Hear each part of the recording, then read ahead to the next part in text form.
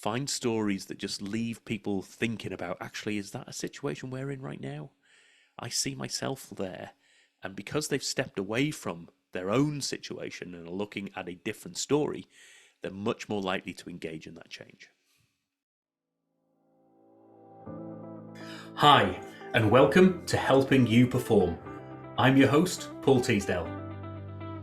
Over a career working with high-performing teams from across the globe, including 7 years working with Formula One team McLaren, I've learned a lot about what it takes to drive results.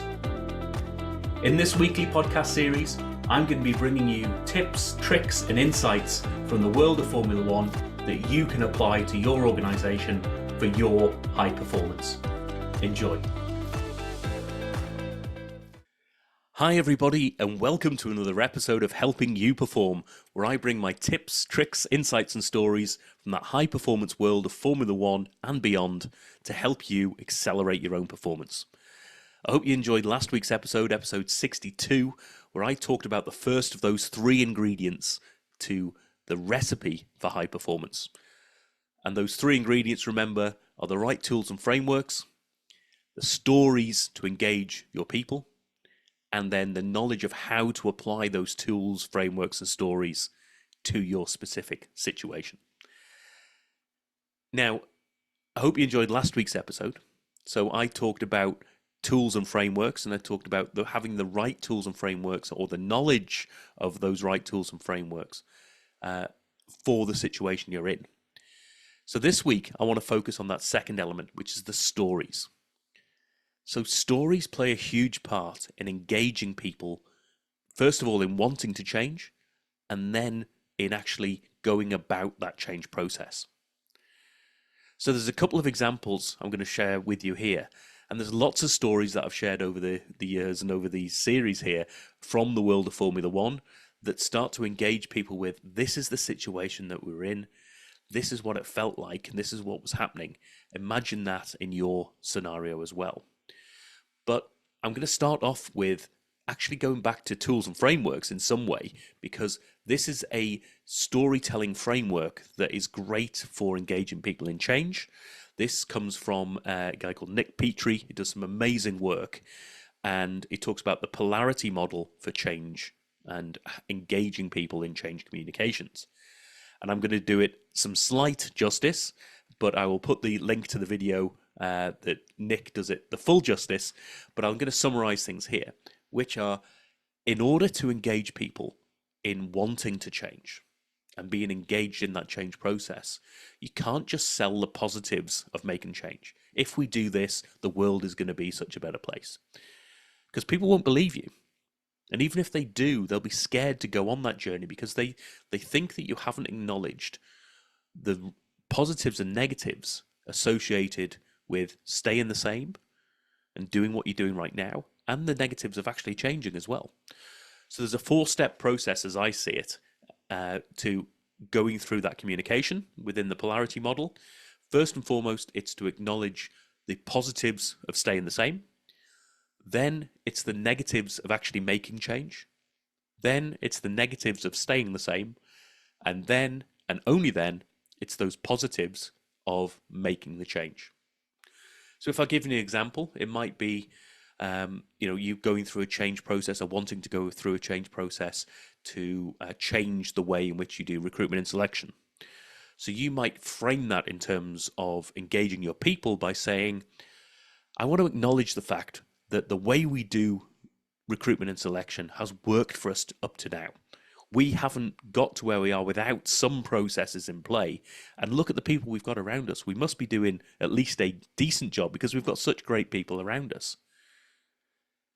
And if we were to make a change, there'd be impacts, a lot of impacts that we can foresee. There's probably going to be some that we don't foresee. And therefore, making that change is going to be risky, it's going to be difficult, and it's going to require a lot of effort and engagement from across the business. So that's not going to be easy. But if we stay the same and keep the same methods and processes that we've got in play, it's going to fall over. It's not going to help us grow to where we need to be.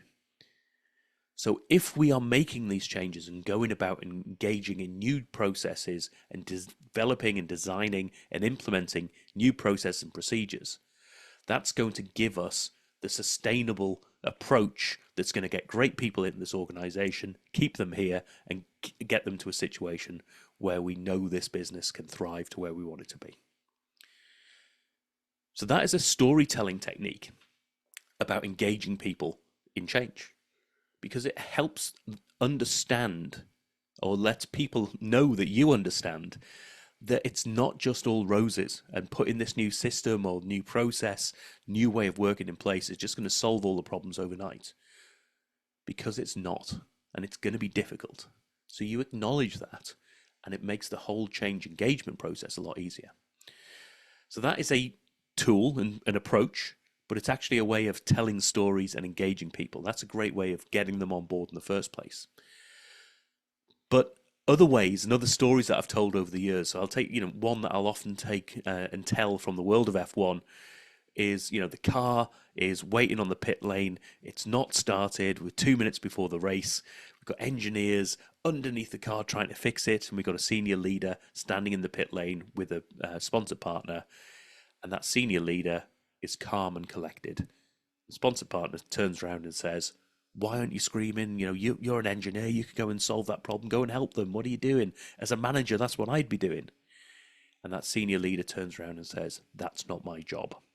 Right now, my job is to look for the eyes.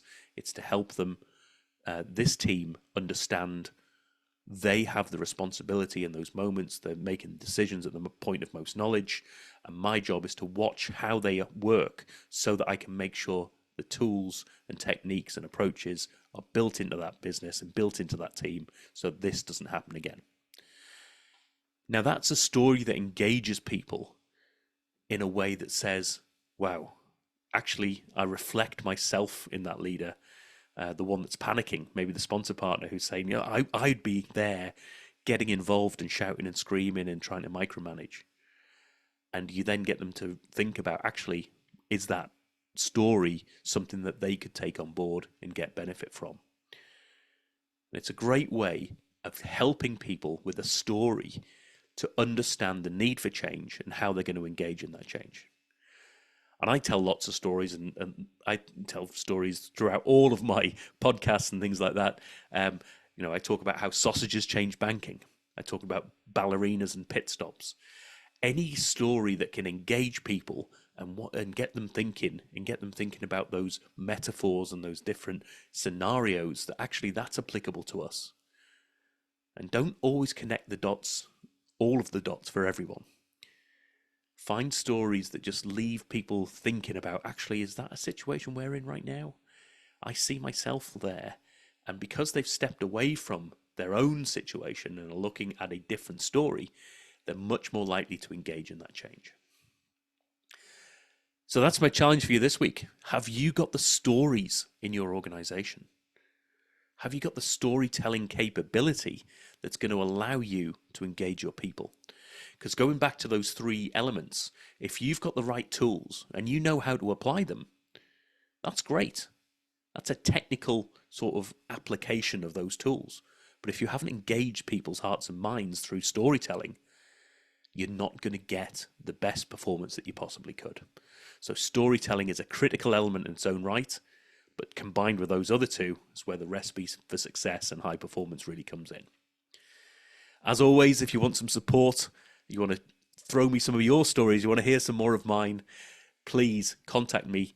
Go to paulteasdale.co.uk, set up that free 30 minutes. Let's have a no obligation chat and see where this goes. I'll see you in the next episode. Thank you for listening to this episode of the Helping You Perform podcast. If you found value in this episode, please take a moment to like, share, or review the podcast. You can reach out to me at any time, either through LinkedIn or through my website at www.paulteasdale.co.uk. I look forward to speaking to you in the next episode.